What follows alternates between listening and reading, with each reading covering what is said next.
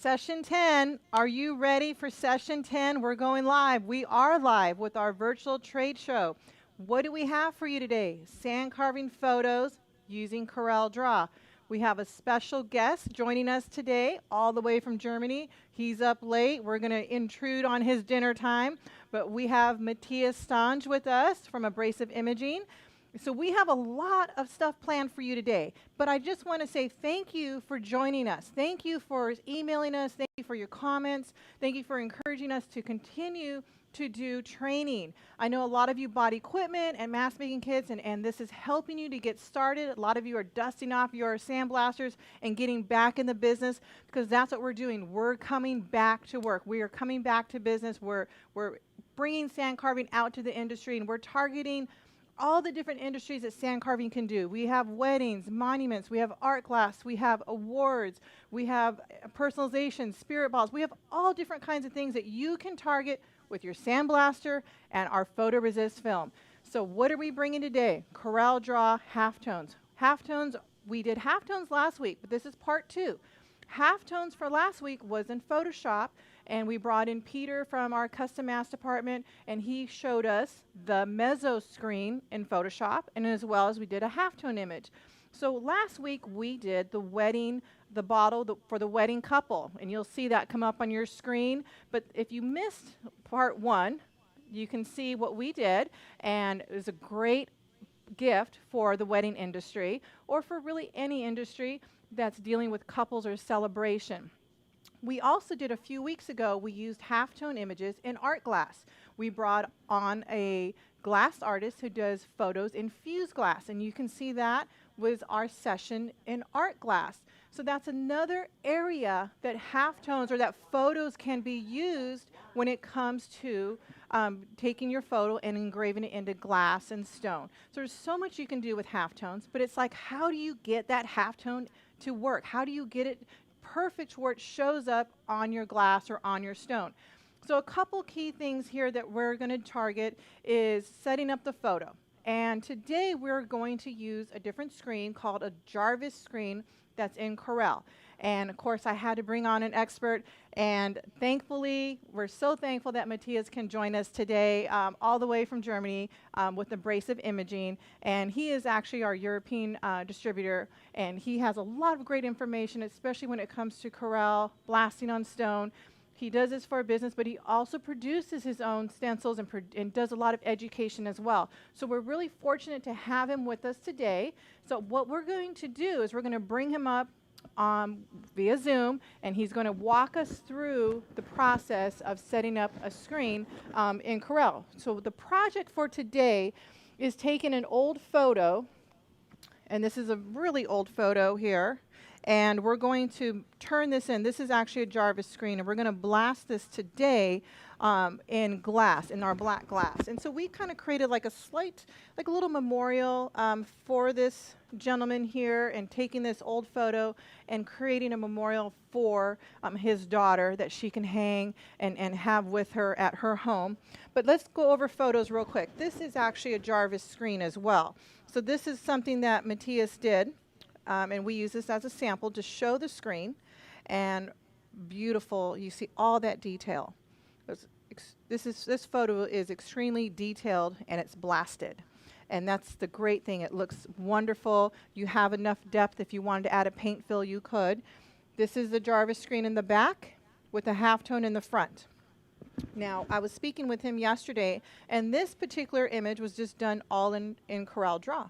So he has the screen in the back that's separate from the halftone in the front. So just creating a different look. Let's recap here. Last week we were showing you the halftone image. So we have this halftone, the rider, we call it the rider. And this one is our Gina dog. And these are both halftones. So the dot pattern. One looks a little brighter than the other because we added a rub and buff paint to this particular photo, and this one is just sandblasted. So you can get an idea of what it looks like without the paint and just with the paint. Okay, and then this was our project from last week. Our wedding bottle, kind of created like a frame on the bottle, halftone image. We added a cream paint with a little bit of the timeline, the history of the couple. Just keeping it real basic. Provides a great gift, something you can put on the table at a reception. And then we're using a photo, a halftone for an urn. So as a recognition piece here and just honoring and this gentleman here, James R. Smith, and putting this halftone here on this black urn. But today we're going to blast a photo into glass. We're going to create a plaque. And let's go ahead and bring on Matthias. I'm going to pull him up on my computer. He's waiting. Hi, Matthias. Hi, Liz. How are you? Good. How are you? Very good. Good. You look good. All right. I'm ready. You're ready. Ready, Okay. steady, go. Awesome. Now we have here, I believe they have they can pull up your screen, and I just want to make sure they can see your screen. And but with a little bit of, tell me about this Jarvis screen that you're using in Corel. Okay, the Java screen we are using in Corel, or we prepare with Corel, is a little bit more forgiving for starters to sandcarve. So if you are preparing a photo with a Java screen and you are sandblasting it later on, and you maybe lose a dot or a certain detail, your customer won't see it as fast as if you would work with a round halftone screen. So it's a little more forgiving using the Jarvis screen than a round halftone, or than the halftone with the round dots. It's much more forgiving. Okay. Right. Okay. So if you can maybe see the screen here. Let me see. Give me 1 second. They're trying to pull up the screen. Let me just see here. Okay, here we go. So here, that's a Jarvis pattern, and you see it's not really uniform, so it's more like a so-called worm raster or worm screen. And here we have the halftone. You see it's the same picture with the halftone dots, and this picture was made with 600 DPI and 40 lines per inch dot size. So 40 lines per inch, okay. Yeah, so here you can see it's like strings of pearls. And if you just have one little dot missing, or if you lose one dot by sandblasting, you will definitely have a hole in your picture. So this the customer will definitely see. So, and if you compare both screens, so you can't, it's both of a great quality. So my recommendation is, if you start with sand carving photos, you should start with the Jarvis pattern or with the Jarvis screen, because it's so much more forgiving. So when you're first starting out sandblasting photos, you're using Corel. The Jarvis screen is Right. more user friendly. It's also depending what you want to sandblast. So if you want to sandblast, for example, glass or glasses, so glass is a very uniform medium or media, and if you're sandblasting it with a halftone, the engraving or the sand carving will be really high detailed and very nice to see, because the people are also used to newspaper pictures. And newspaper pictures, black and white newspaper pictures, are also round halftone dots. So the people are really used to this pattern or to this structure. And what I'm doing here in Europe or in Germany is I use the Jarvis screen from Corel. I use for engraving stone. So because the stone is not a very uniform media, so it's not like glass, so it's also a little bit structured. So the Jarvis pattern fits much better to stone, from my point of view. And also a lot of customers say that. And also I've noticed with this screen that you can put it on different color stone, not just black. I believe you put it on like a red color stone where it looks great. Correctly. So it works great. So even you can also sand carve white marble, but then you have to print out a photo positive like we see here, and then you have to prepare your mask, and then you have to color infill this sand carving later with a dark color like black or brown or dark gray, and then you have a positive in your white marble. So can you walk us through this? Now, I did send you this photo, and this photo it's a very old photo. It's not the best photo. So I didn't give you like a high quality photo to work with. So I gave you a bit of a challenge here. because it Yeah. was it's a low res image. So you can see that on the screen there of this photo here of Rutherford. And again, a low res photo. It's very dark in the brim of the hat and the jacket really dark. So can you walk us through how you took this photo and turned it into a Jarvis screen? Yes, for sure. And maybe later on, some people are interested to get a PDF file of how we made it. So they should contact you. They should contact Raises to get a PDF file. So step by step. Yes. One thing I have to say with Matthias, he's very good at his instructions, and he has he created a PDF for you that you can contact us, we'll put it up on our website so you can have access to this instructional that he created. So thank you very much for doing that. Oh, you're welcome. So I would like to start at first. When you start Corel Draw the first time, you will see such a welcome screen. Yeah. Yes. And here you can see get started, the workspace, what new learning. So they do a lot of classes and online tutorials. And here you have different buttons, like here, file. Here you can create a new document. So I like Corel because everything is on one place. You can start one document, you could put vectorized graphics in it, you can put your photos in it. Right. So everything is placed in one document, and you can work in this document on your photos. Very that's nice. Pretty good. Yes. Compared to other Makes it easy. softwares.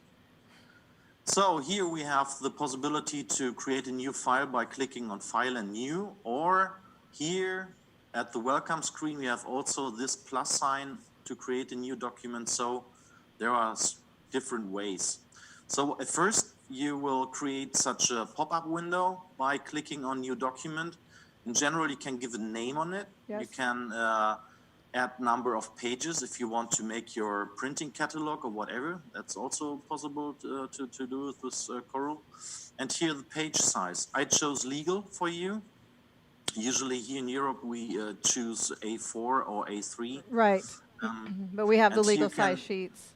Here you can change also if some of you, because we are selling worldwide, so we can change from inches to millimeters to picas or whatever to pixel. Right. So everything we can change the document sizes and the scaling to anything we need. So here it's legal. It's 8.5 inches. Height is 14 inches, and the orientation is portrait and not landscape. Yes. Yeah? Okay. So that's our setting.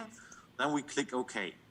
So then we have to import the file at first. So you send me a picture and I saved it on my computer. So what we do now is to import the file. Okay. So here you see File, Import. So, and then we go to to the place where we saved the picture. So here we have Captain Rutherford. Yes. So that's the original file. And then you can see here something like a little frame. That's for placing. And with the left mouse click, you can place it. Okay. And here, it's a pretty good thing. Here you have your legal sized letter. And here you have your picture. So you can directly see that you can print it directly on your inkjet media. So it's the right size. And here, in this little window, you can see the heights. You asked me to size it to 4.5 inches, so you just can correct it here. You only have to pay attention that this log ratio is closed. So if you change the height, you also change the width, just to so it's proportioned. Have the right proportion. Right? Okay. So by entering or just clicking on enter, you have sized it to 4.5. So that's your picture.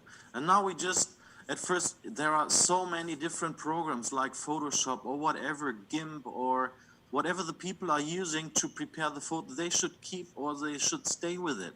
So if you're used to work on your photo with a certain software, do that, save it as a JPEG, and then you can import it in Corel if you're used to other software. So you can import TIFF files, JPEG, PNG, whatever. Yeah? So Good. It doesn't matter. Good information. Thank you. Yeah. And then if you set it here, the file, or you imported the file, the first is you have to say how fine the Jarvis dot should be. So you have to click on here. You see there is a menu list, bitmaps. That's the most important point here. Right. Bitmaps. And now we convert this JPEG, PNG, TIFF file, or whatever, a scan file, we convert it to a bitmap with a certain resolution. And here we see the resolution of 130. So mostly when we are using SR3000, we want to have a high detail image. Yes. So we choose something between 120 and 140 dpi. Some people are also working with 160 and whatever. Okay. So, but they are more or less working with the material since years, so they are used to it. Right. And so if you start with it, please just take 130 and then you're safe. Okay. Yeah? Yes. The higher What the I do number, then- the higher the number, the higher the resolution, correct? The higher the resolution is, the smaller the Jarvis dots will be. Okay. Yeah? Yes. Okay. So color mode, I change it mostly into grayscale, just because then I can see directly the areas which are too dark and which are too light, just to limit the tone curve, which I will show you also. Okay. Yeah? Yes. Okay, 130 dpi, grayscale, that's important. Just anti-aliasing, no transparent background, that's also important too. If there is if it's marked, remove the mark from here, just anti-aliasing. Okay. So now you have here a grayscale picture. I just make it a little bit, so I scroll it in. So now we made the size. We converted it into a 130 dpi grayscale picture. Yes. And now we can directly start with converting it into bitmap, into black and white with Jarvis. Okay. So again, we click here on bitmap. You see it's the most important button Yes. in your menu. So here, bitmap, mode, black and white. So you And go, here we I just want to make sure we have go a- for grayscale and then we move into black and white. What, right, Okay. exactly. So here, usually when you start the first time, the pop-up starts with line art. You see here are some more conversion methods, like line art, order, Jarvis, Stucki, halftone. You can also make your halftone pictures in Corel. So you have several screen types, but here we are talking about Jarvis. So and here you have the intensity button, or you can level the intensity. Here you can add just dots. You see, Yes. the higher the number, the more dots you will have.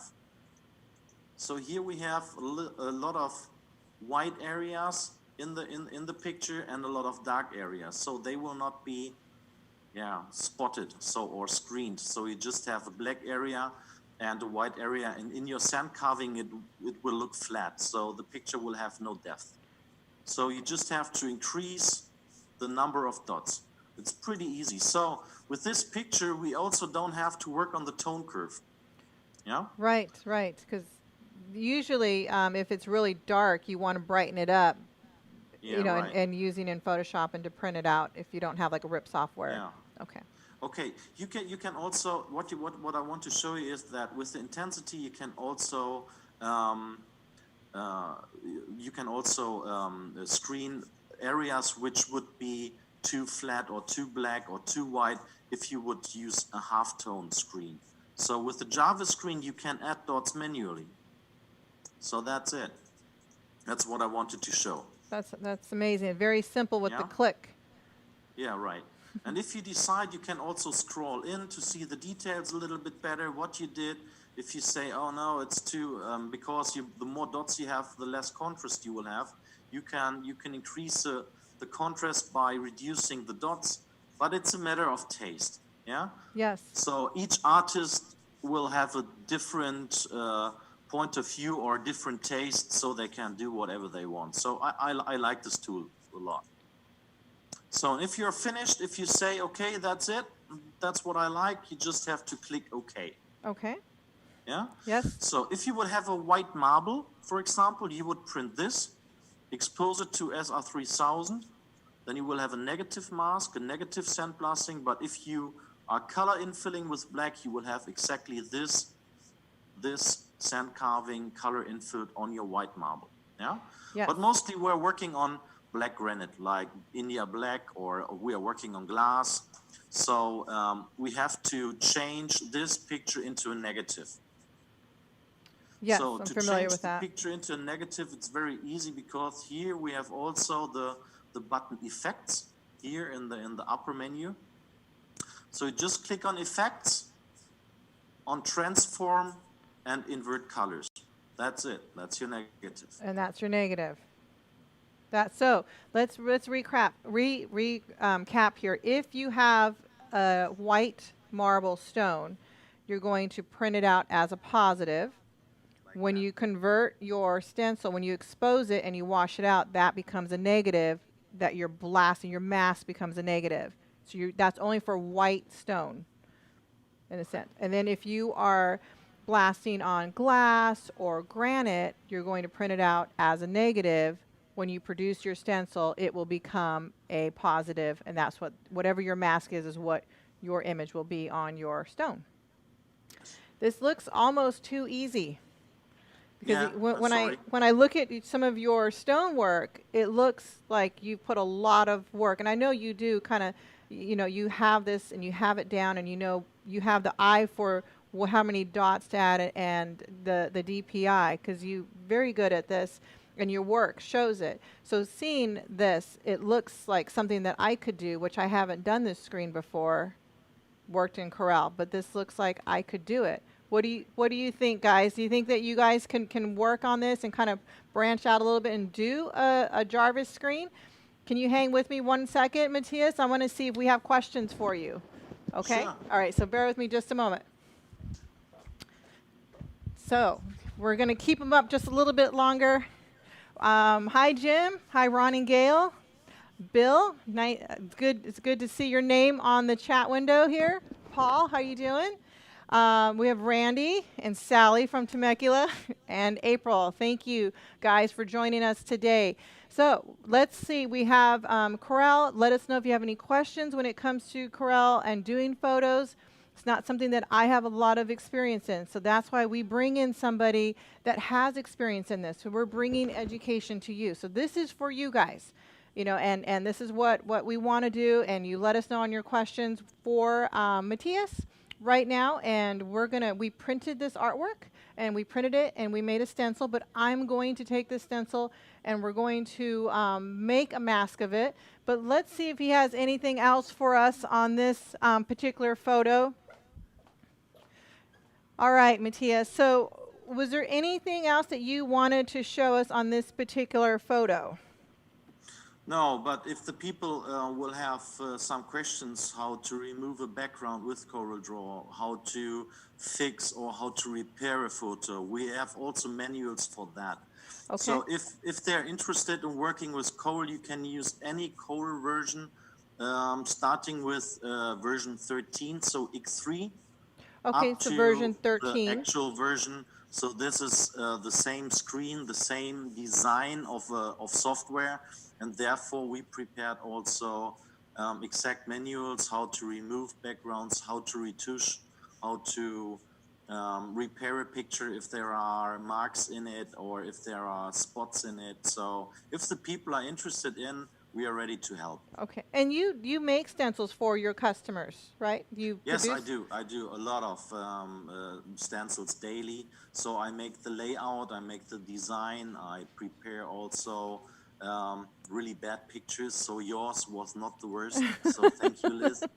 You're welcome. And, that's what I'm doing daily. It's not just that I'm selling your film or your material or your machines. I'm daily working with the stuff. And I'm happy with it. It must be a good film. It's a good film? It's best. It's the best, list. Wonderful. Well, I thank you for staying up, and I know that we cut into probably dinner time or almost bedtime here. So we appreciate you staying with us, and it's our morning, but thank you. It's a pleasure. Thank you so much. Well, we really appreciate you, and Okay, big hug to Nicholas, his I will son. He do has a that. son. Thank you. And thank you guys for helping out. So if you guys have Mm. questions for Matthias, shoot them over. And I'm getting a little, give me 1 second. I'm getting someone's waving at me that we have some questions here. Okay, so we have here, is there a comparison to Jarvis to the Mezzo from last week? That's a good question. Hi, Craig. So let's see here. Now, Matthias, did you see the session last week where we used a Mezzo screen in Photoshop? Yes. How do you think that compares to the Jarvis screen? Oh, there are similar screens, but the Mezzo is a little bit more detailed, like a really high detail Jarvis pattern. So you can work a little bit with the contrast. You can achieve nearly the same result. Not the same, but nearly the same result with the CorelDRAW. Yes. Okay. Okay, so Without buying special software. right. Now, can you use this Jarvis screen in Photoshop? Is it available or is it only available in Corel? There is also one tool, where, the same place where you can prepare a halftone screen. There is also an option to have a similar screen like Jarvis. It's not the same. It's not the same details, so I'm not that happy with it. Okay. But there is also something like or similar screen like Jarvis. Now, Yes. let me ask you this question. When it comes to RIP software, do you use RIP software when you're printing your photos? Oh yes, I do. So if I do really high resolution engravings on glass for monumentals, for example, I made a big monument 3 weeks ago, and therefore I had to use RIP software because the halftone dots are much sharper edged. The image is much more clear, like if you're using a bitmap made halftone.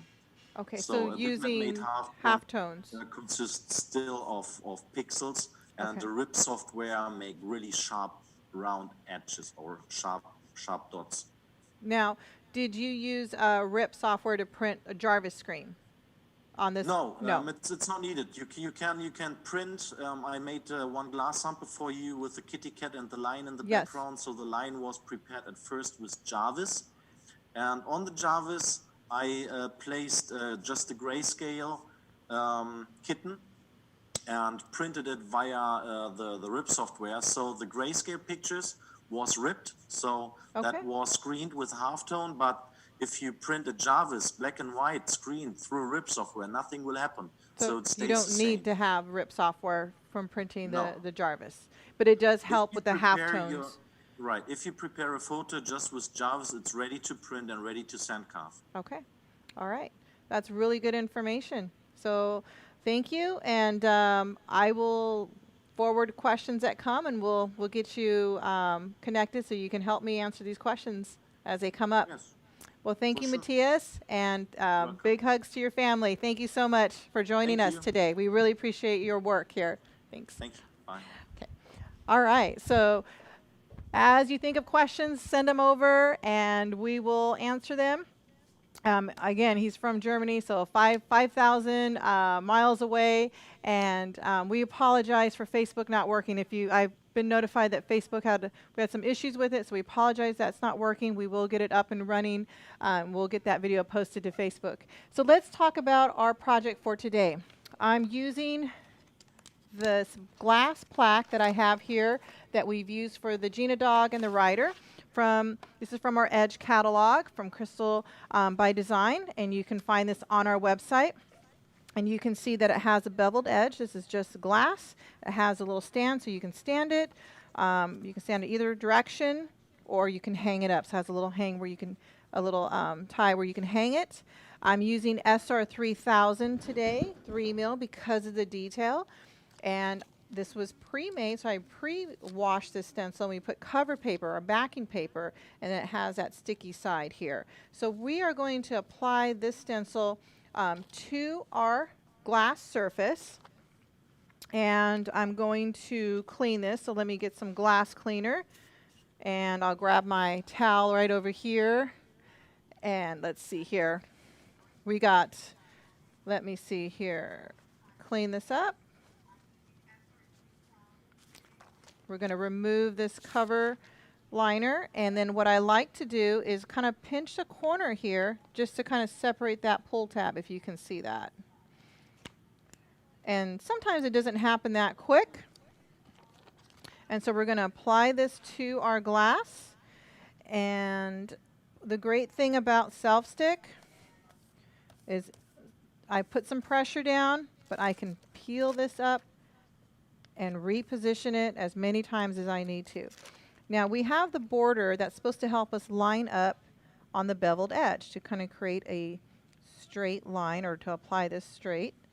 And so I'm going to use my border, my line, to line up on the beveled edge.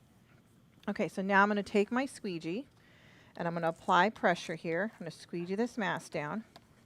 This is the important part, guys. So many times when I teach classes, I see people, they're squeegeeing and they're just kind of rubbing it. You need to apply pressure. You need to kind of work out your arm. You need to get some exercise here. All right.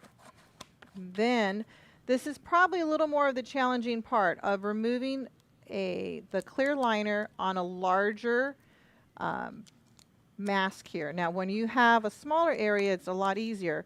So what I'm going to do is I'm going to take this, let's move it this way so you can see it a little bit better.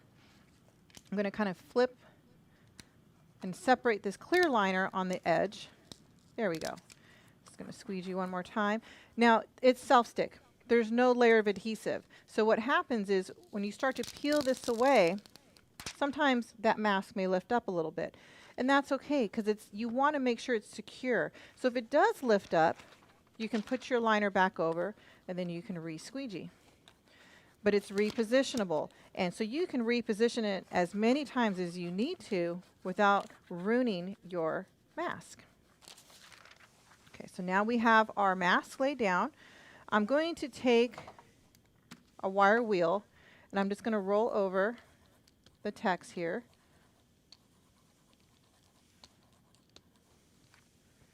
And then I'm going to take the rubber roller. I'm really starting to like this little rubber roller, especially if you have a negative area or you have an area that has a lot of sandblasted area. You take the rubber roller and it helps press that mask further to your glass.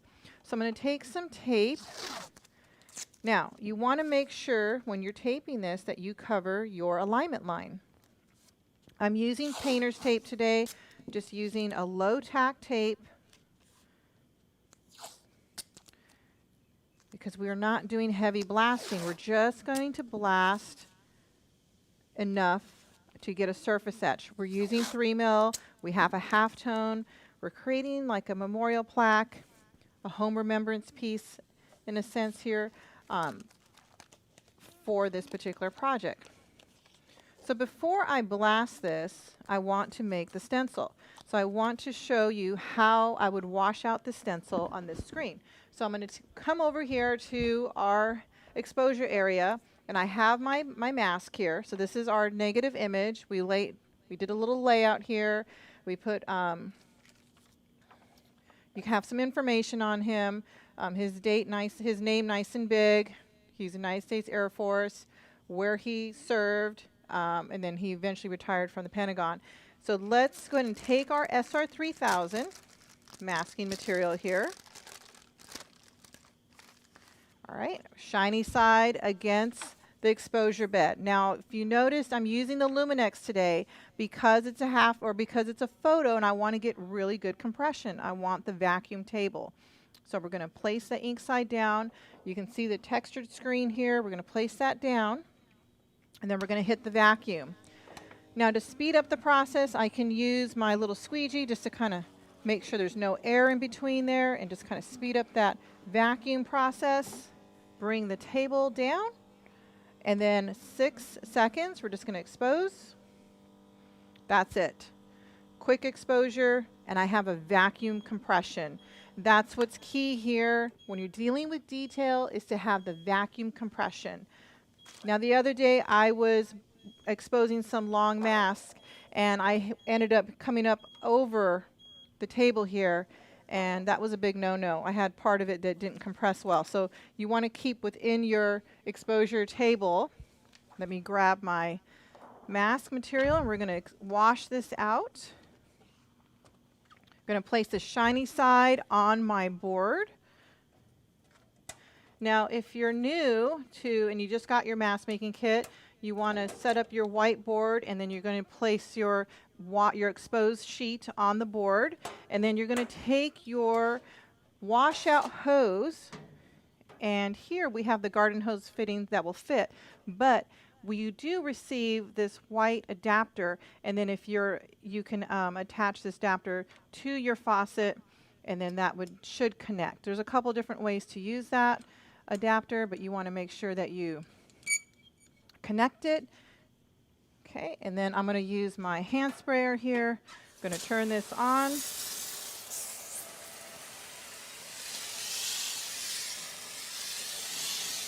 You can see I have a fan spray. I have about 1 to 2 inches from the stencil. And you can wash this out on your automatic washout system as well. You're just going to set your timer for 3 mil.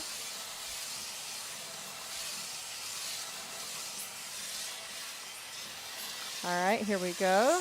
Starting to see this image appear. And you want nice, slow strokes.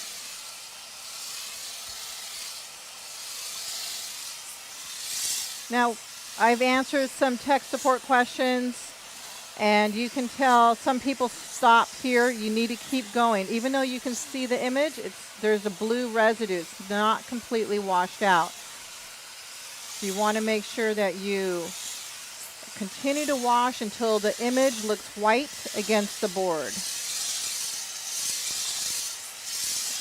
And now you can see that brightness that contrast start to shine through here.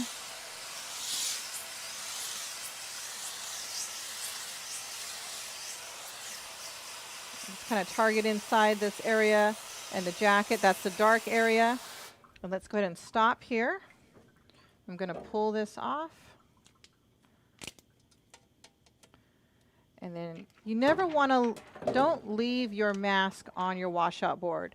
You want to remove it right away and then let it hang, or you can put it on a table to dry, but you can get a good look at that photo. Hopefully you can.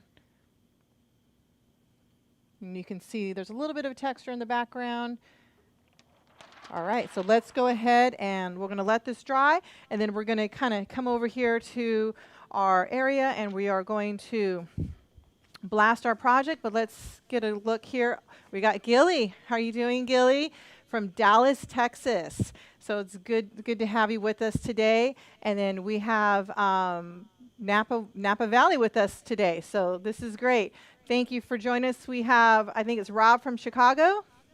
And let's look here. So we have our mask here. I see a little bit of an air bubble right in here on this border. I'm just going to kind of use my wire wheel, and then we're just going to sandblast this. Okay, so I'm going to grab my glove. I'm just going to use one glove here. And the reason why is because I don't want to ruin my nails. I'm trying to save a manicure here. All right, here we go. So I'm going to place my plaque with my photo in the sandblast system. I'm using a 3/32 nozzle. I'm going to turn this on. We're going to be about 30 pounds of pressure. That's where I want to be, is 30 pounds of pressure when we're blasting a photo. I'm using 150 grit. You're going to notice that my nozzle is going to be about 4 to 5 inches from the plaque. Okay.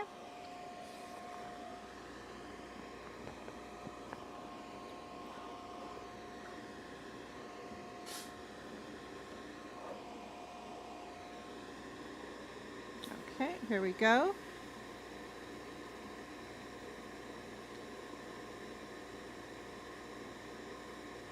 So this screen looks a little different than what I'm used to. I'm used to a halftone image. So I'm used to looking for the dots. But I love the way this screen looks on stone especially. It looks great. We're going to make the border a little deeper than the actual photo.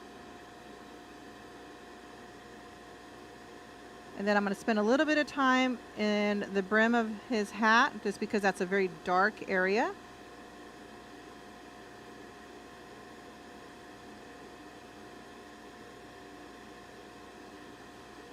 Just trying to maintain a little bit of distance here.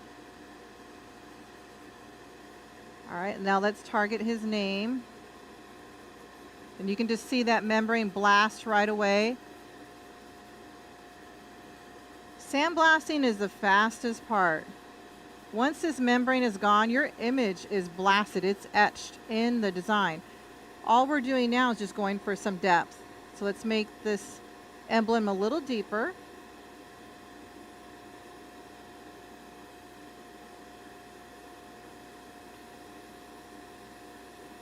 And then we're just going to kind of focus on his name again a couple times.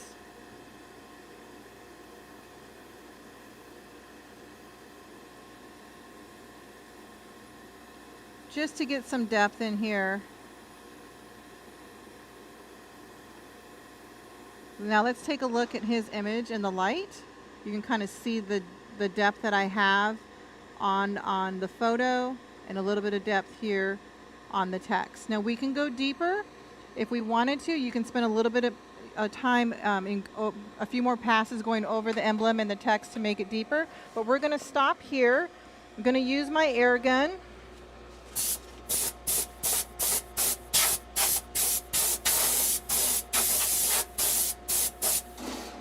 There we go. And then we're going to clean this up. So I'm just going to kind of remove this mask. Now this is the great thing about using self-stick, is how easy this mask comes up.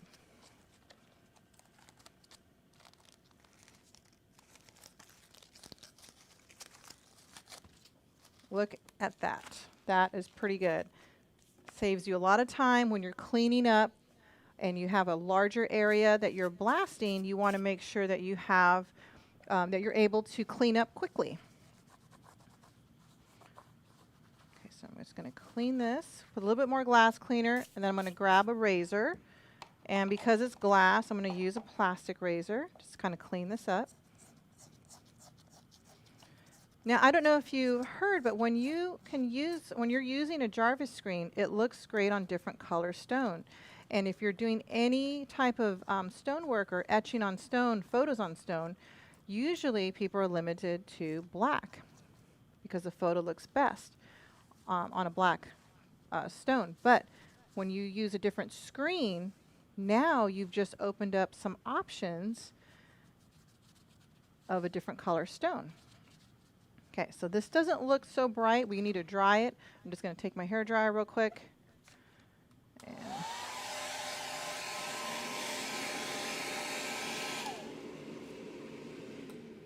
okay, so how does that look?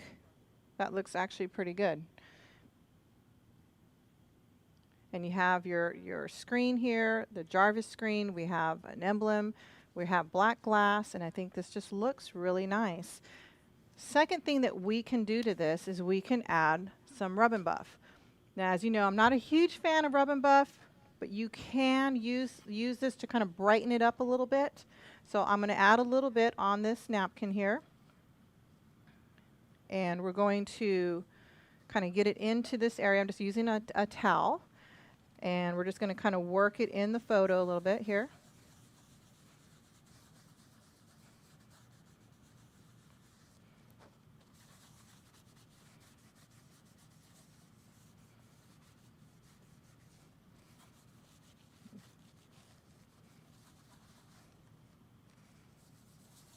Then you can just spend some time rubbing it, kind of making sure it's in the engraved area. But it definitely does help to try to brighten up your area or your text, anything like that.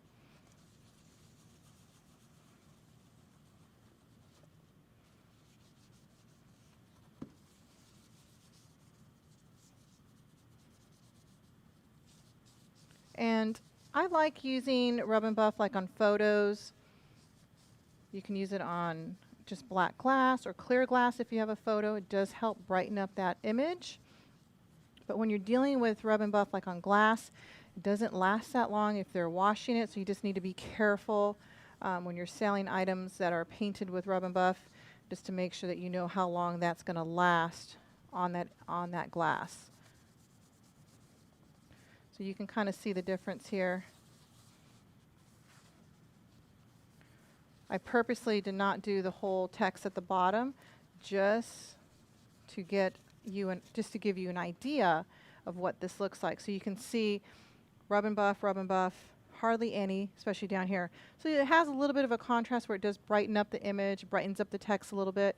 I'm using silver rub and buff here, and you just put a little bit on a napkin, rub it in. You want to make sure you have a soft cloth when you're using rub and buff, especially on black glass. Okay, so that was your image.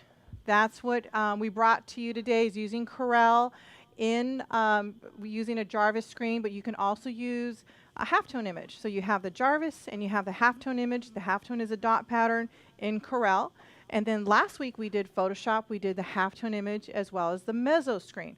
So you have options. No matter what graphic program that you're using, you have options.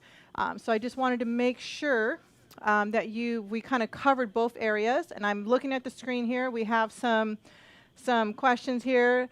Jim's commenting on the rubber roller. Definitely helps your thumbs, because these have been my squeegees for many years, but the rubber roller does help compress that mask a little further to that surface. And then we have Candace as well. So thanks for joining us, Candace. And you just let us know as questions come in. We're happy to answer them. So real quick, we just need to say thank you to our production crew, because we do have a crew that puts this together. You see me, you see April, you see whatever guest speaker we have coming on, but we have cameramen, we have like Billy, we have Daniel, we have Greg, we have Monica, we have Victoria, we have Luis monitoring and helping and answering questions and on Facebook. So there's a lot of people that come together to provide these sessions for you. And we're really thankful that we have the opportunity to still do it at this time. So keep watching, keep sharing. Make sure you subscribe to YouTube, our sand carving channel.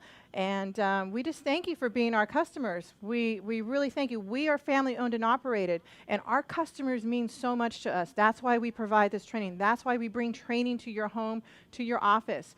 We really care about you, and our owner cares about you. So we just thank you, because we couldn't do this if we didn't have you. So this is why we do it, is for you. And so I'm looking here. We have Barbara. Great, thanks for joining us, Barbara. And let's just talk about our sandblaster real quick here. We still have a few minutes that I'm able to go over this. This is our 2034. I know a lot of you have this. You have your dual doors, you have your regulator. But let's talk about what months we're heading into. It's summertime, okay? What does that mean? It's you're blasting a lot, okay? And it's getting hot. You have humid weather that's coming upon us, and that means moisture in your air compressor. So we need to drain our air compressors, especially when you're doing a lot of blasting. You got to drain your air compressors. So sometimes I have some customers that are draining them every day, every 2 days. If you get any moisture in your line, so I'll hear this sometimes. They're saying, Liz, I step on the pedal and I have moisture that pops out. Okay, this is where you need to kind of take a look at you need to drain your air compressor, but remove this side nut, okay, this filter, remove that, and check to see if there's any moisture in there. If you have moisture, when you step on that pedal and moisture comes out of your foot pedal, remove that side filter, okay, just take some pliers, remove it, and then you put some WD-40 in there, just kind of make sure that there's no moisture in there, or let it air out. But it's really important right now. We're dealing with humid weather. We're coming into hot months, and we need to drain our air compressor. You need to make sure that if you have this clear filter or this clear water separator on your system, there's an orange button you're going to push up, and it's going to release any moisture. If you have the black bowl, it's going to auto-relieve. And that's okay if it's auto-relieving. It's doing its job. But that should tell you something. You have moisture in your compressor. So make sure that you drain that compressor. If you're in a high humid area, put a moisture separator on your compressor before that line comes into the pressure pot. This is your last line of defense, guys. So we want to make sure that we take care of our equipment. You use WD-40 in your housing of your foot pedal if you have any moisture that got into your foot pedal. So it'll save you from getting a new one. I always want you to get new equipment, but if you can protect yourself for another year or two, use a WD-40. Okay, and we have John with us. Will there be another session next week? Yes, but I don't know what it is yet. I got to think. I'm going to look through the suggestions and see what it is. I have a lot of suggestions. I'm just not sure what I'm going to bring you next week. But thank you. I'm so glad that you guys love doing this. I see a question, white or silver rub and buff? Good question. Silver is what I've been using for photos, or what we use for photos. Silver rub and buff. Don't put too much. A little at a time, work it in. I used to bring it into the classes and someone covered the whole plaque and it was like a mirror. So you want to make sure that you just use a little bit, rub it in, clean it up, and then just add more as you're going so you can see the best look image possible with that silver rub and buff. But thank you for joining us. This is it for today. I made it to under an hour, record time, guys. So really appreciate you guys staying with us, and keep the questions coming, keep the comments coming. And we thank you, Matthias, for joining us. We thank you for all our dealers out there. We have Jeff from ProBlast in Australia, servicing Australia and New Zealand. And then we have Adam and Carl in United Kingdom, the Glass Scribe. We have the Glass Tattoo. We have so many out there. So take a look at our website. We really appreciate you guys. And don't forget to subscribe to our YouTube channel, youtube.com/sand carving. We'll see you next week.